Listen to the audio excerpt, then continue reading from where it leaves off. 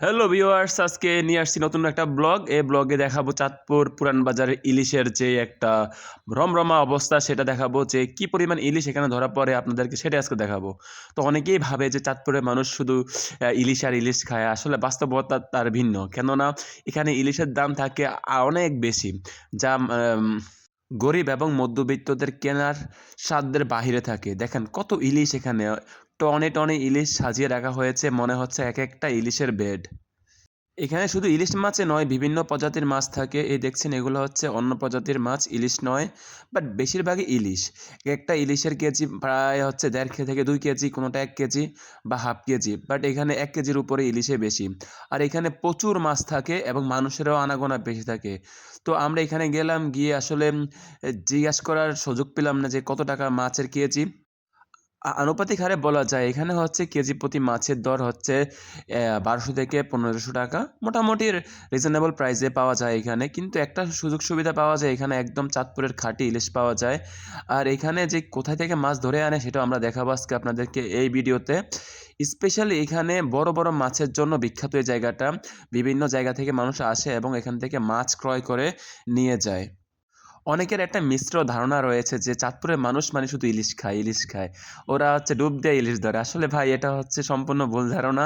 আমাদের চাঁদপুরে বিভিন্ন জায়গায় মাছের দাম এত বেশি যে ঢাকার বিভিন্ন বাজারের থেকে অনেক বেশি। তো আপনারা যেটা ভাবছেন সেটা না। দেখেন এখানে হিউজ ইলিশ মাছ, হিউজ। অনেকে কিন্তু বুঝতে পারে না আসলে কত মাছ।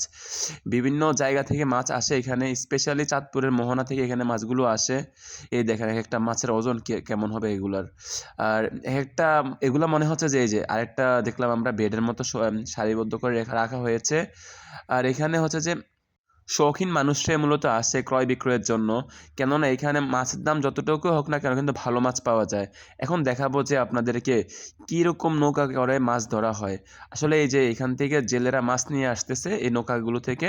জেলেরা যখন ইলিশ মাছ ধরার উদ্দেশ্যে রওনা হয়, তখন তাদের ১ সপ্তাহের উপরে লেগে যায় শুধু আবার ফিরে আসতে। তার জন্য তাদের খাওয়া-দাওয়া সকল কিছু নৌকাতেই হয়। আর নৌকাগুলো অনেক সুন্দর। আজকে আপনাদের দেখাবো আসলে নৌকাগুলো কেমন দেখতে। দেখুন নৌকাগুলোর অবস্থা, এই যে ইলিশ মাছগুলো নিয়ে যাচ্ছে। এখান থেকে তারা মাছ নিয়ে আসছে। এই রোডেই কিন্তু তারা হচ্ছে কি মাছগুলো ভিতরে সাপ্লাই দেয়। এখানে আমরা দেখতেছি যে কিছু মাছ হচ্ছে জেলেরা হচ্ছে টুরকিতে নিচ্ছে। এই যে আপনাদের দেখাচ্ছি, এই যে মাছগুলো টুরকিতে নিচ্ছে। টুরকিতে নিয়ে এগুলো মাথায় করে ভিতরে আড়তে নিয়ে যাচ্ছে। আর হচ্ছে দেখুন একেকটা নৌকার শেপ। আপনারা আসলে বাস্তবে বুঝতে পারবেন না আসলে এটা নৌকার শেপটা কীরকম। এটাকে বলা হয় চাঁদপুরের নৌকা। আসলে এটার নামই হচ্ছে চাঁদপুরের নৌকা। ঠিক আছে? আমরা হচ্ছে বিভিন্ন বইতে দেখি নৌকার নাম।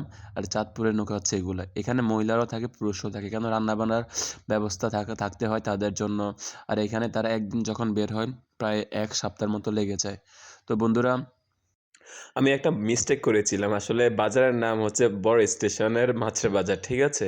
এখানে অনেক প্রজাতির মাছ পাওয়া যায়। স্পেশালি ইলিশ মাছের জন্য এটা বিখ্যাত।